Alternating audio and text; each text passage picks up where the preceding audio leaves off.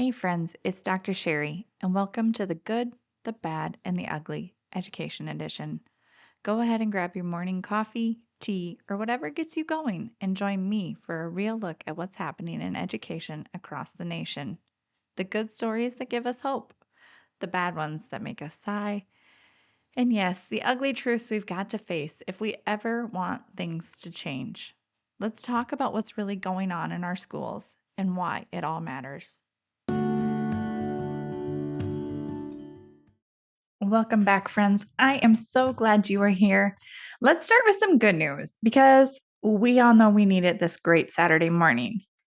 This week, Microsoft, OpenAI, and Anthropic announced a joint initiative to help train teachers on the safe and effective use of AI tools in classroom. The goal isn't to replace educators, but to empower them, helping teachers use technology to simplify grading, design lessons faster, and personalize support for students. These companies are providing professional development grants so schools can send teachers to training programs at no cost.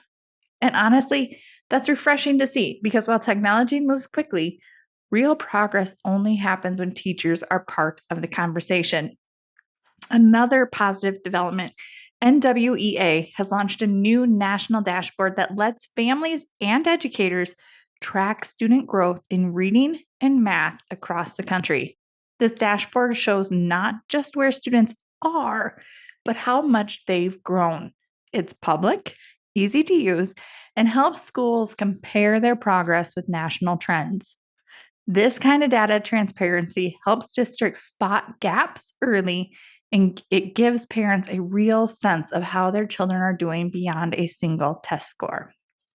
Finally, to end with some more good news, we're also seeing big shifts in how schools approach curriculum for next year. Districts are moving towards a coherent instructional system, meaning that curriculum, instruction, and assessment all finally start working together instead of in separate silos.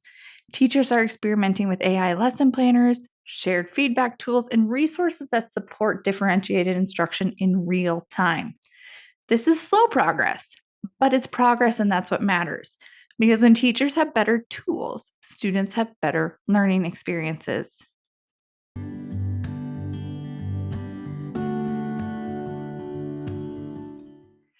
Now let's shift gears to the harder truths of the day. New reports show that the student achievement conditions continues to decline overall. But what's most concerning is who it is hitting the hardest. The lowest performing students are the ones that we see falling even further behind. Researchers from the 74 million point to what they call a two-tier recovery, where high achieving students are catching up post pandemic, while struggling students are still losing grounds. It's not just about the test scores, it's about access. Students who can afford tutors or who have a stable support at home are bouncing back faster, while the others continue to slide. That's not a student problem or a teacher problem, that is a system problem. Continuing in that same thought, in a separate report that was published by PBS NewsHour, it's shared that high school performance in both math and reading continues to decline, marking several consecutive years of loss. Educators are pointing to the chronic absenteeism, inconsistent curriculum, and the lasting impact of learning disruptions during the pandemic. One teacher is even quoted as saying, "We can't reteach 3 years of missing foundational skills, but we can build forward one concept, one student at a time." And that's the attitude we need more of right now: persistence, not panic.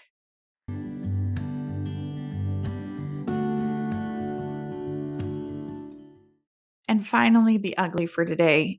If you ask most teachers what has changed the most since 2020, they're going to tell you it's student behavior. This week, a series of reports from Education Week and the National Education Association confirmed what many have been saying for years. Nearly half of educators report that classroom behavior is worse now than before the pandemic. 68% of teachers say they've experienced verbal aggression from students this year. You guys, it's October. 68% this year already. And 1 in 5 have reported physical incidents, some happening multiple times a month.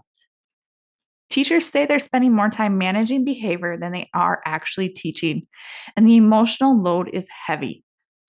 Districts are responding with restorative practices, social emotional learning, and mental health supports, but most admit the system is just too overwhelmed.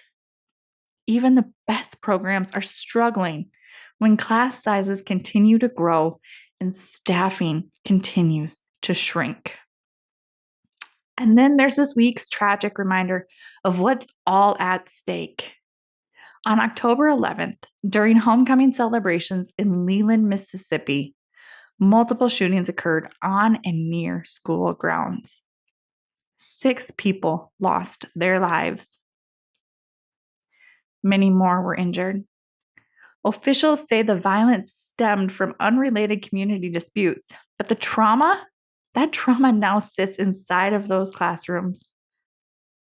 It's hard to celebrate school pride when your community is in mourning. This is why discussions about behavior, mental health, and school safety really truly matter. Because behind every policy and every headline are real students trying to learn and real teachers trying to hold it all together. So, what do we take away from all of this? There's innovation happening. Teachers are embracing AI, schools are tracking growth more thoughtfully, and curriculum is finally getting aligned to how students actually learn. But there's also a deep inequity growing between who gets support and who doesn't. And at the foundation, we're watching behavior and safety challenges stretch educators thin. The message is simple. We can't pour knowledge into chaos. Safety, support, and structure have to come first. If we get that right, learning can thrive again.